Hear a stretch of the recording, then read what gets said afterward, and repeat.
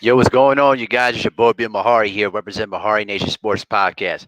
Much love to the entire LDBC and the entire basketball community. If you want more basketball content, tune in to Basketball Conversations every Friday night, 9 p.m. Central Time. This is where we discuss basketball-related topics, news, debates, and everything else in the world of basketball. If you're new to the channel, make sure to hit the subscribe button, hit the bell icon to get all the latest notifications when I start dropping videos and live streams. All right, so as you guys probably have seen already, I already did a historical perspective video on Damian Lillard's scoring tear over the past two games, which leads me to this video today. Um, After hearing some thoughts from Ticket, from LB to Raw, and the rest of the crew there, I had a good assumption of how I feel about the Portland Trailblazers right now at this point.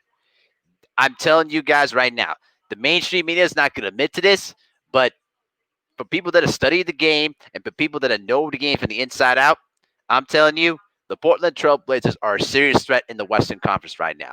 Okay, now here are my reasons why I'm saying this. Okay, and I looked this over through a article that I saw from Sports Illustrated. Okay, now when you consider the fact everything else has been going on throughout this whole bubble shortened season. Okay, right now, if the Blazers would have faced against the Lakers right now in the postseason, they were 2-1 against Portland during the regular season. And that lone loss, people forget about this. Some people forget about this, but for people who study basketball, they remember this. On Kobe Bryant night, this was the game paying tribute to the late, great Kobe Bryant. Damian Lillard went inside the Staples Center on emotional high and dropped 48 points in the Staples Center, okay? Because, and the reason why I'm saying this is because right now, with the backcourt duo of CJ McCollum and Damian Lillard at the helm, these guys are healthy and they form one of the best scoring backcourts in the NBA. Then you supplement that with the front court of Durf Nurkic, Zach Collins, and also with Hassan Whiteside in the middle too. They might be the most toughest eighth seed right now going into this postseason. Okay, now here's the other reason why this is very important. Okay, since they resumed basketball, okay, Portland is basically 2-1. Now, if it wasn't for a loss against Boston, they would be 3-0. Okay, Lillard has been outstanding. McCollum's been outstanding. Nurkic is playing better. Okay, all right, he's playing much better and he's rebounding the ball much more efficiently. Okay, Zach Collins is fitting his role very well. But here's the big factor that people need to recognize and understand: Carmelo Anthony. Okay, there's been no fascinating story right now at this particular point of the season than seeing the rebirth of one of the greatest scorers in NBA history. Okay, many thought that Melo was a finished product. He was done. That he was going to retire. I heard all the talk. I heard it from Max Kellerman. I heard it from people like Shannon Sharp. I heard it from Chris Broussard, the biggest LeBron fanboy. All right, they all were saying to the casual fans that Melo was done. All right, base it off of what 10 games where Mike D'Antoni did not know how to use Carmelo Anthony effectively. All right, what did Carmelo Anthony do? He didn't give up on himself. All right. And the Blazers took a chance on Carmelo Anthony. Okay. And what were they rewarded? They saw a rebirth Carmelo Anthony. He came back. He was slimmered down. He was in fantastic condition. Okay. He was down 5 pounds. All right. He redefined his shot. And what they got the rebirth of Carmelo Anthony. Okay. Basically putting him into the role off the bench in the beginning before it was being inserted into the starting lineup. And boy, has he paid dividends. Okay, he basically put up 21 points against Memphis. Okay, even though he was less than efficient with 15 points, he was hitting dagger shots. He was making clutch plays on the defensive end. Okay, this is what the Rockets were missing out of that forward position, and they gave up on Carmelo Anthony far too early. Okay? They gave up on him too early and they paid the price for it. Yes, he didn't shoot the ball very well in that game, but he made plays when they had to. He still proved that with the ball in his hands, he can make big shots and he can still provide you defense. All right?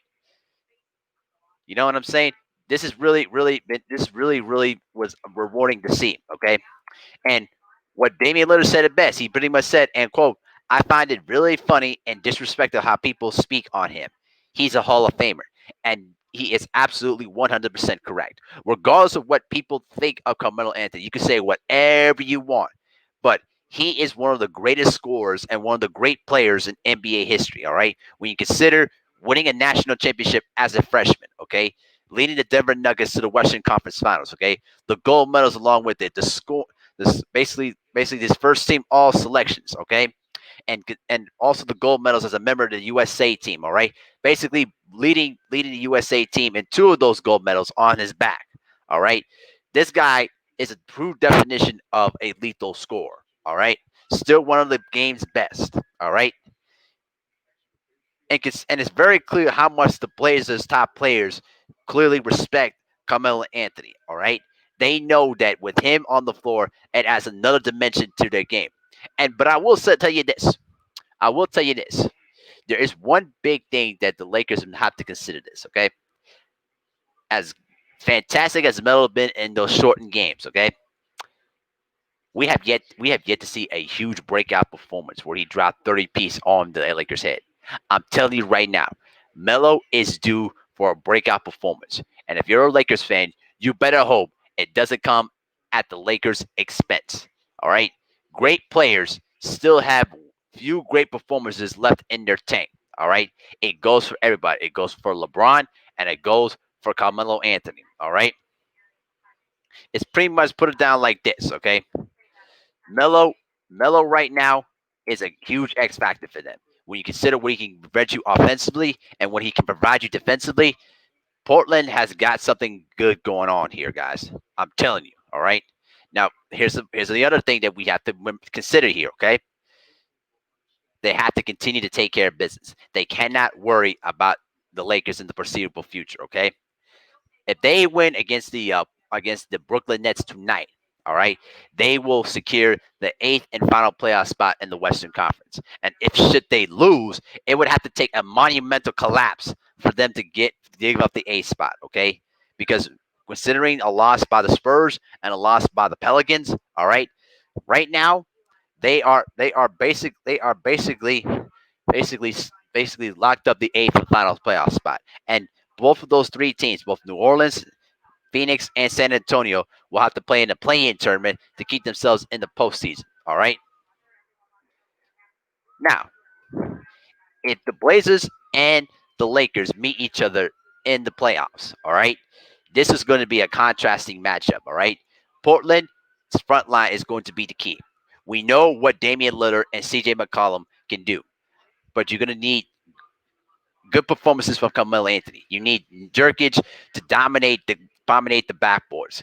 All right, dominate the boards and provide a low post presence. All right, Zach Collins is going to need to contribute energy off the bench. All right, Hassan Whiteside has got to produce. Listen, say what you want to say about Hassan Whiteside. Okay, Hassan Whiteside maybe a little bit too loose in the head, but when it comes to his efficiency on playing defense and rebounding, he's very effective in those roles. All right.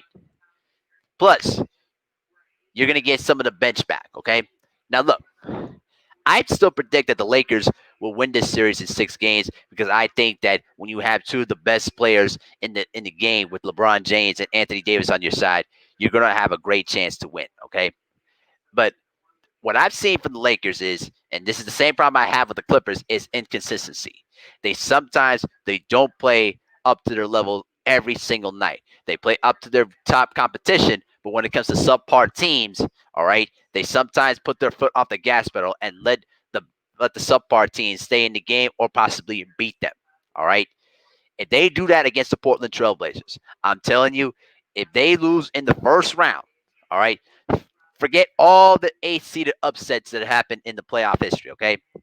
If LeBron James, as a number one seed, loses in the first round against the eighth seed, Portland Trailblazers, I'm telling you, the media is going to have a field day with LeBron, all right? You won't be able to put some blame on you won't be able to put any blame on Anthony Davis for it, okay?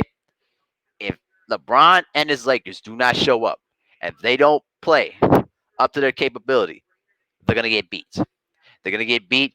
It's going to be embarrassing. And I'm telling you, the media is going to take their turns ripping LeBron from pillow to post. All right. With the Blazers, they had nothing to lose. If they still lose their first round series, they can say, okay, we had a really good run. All right.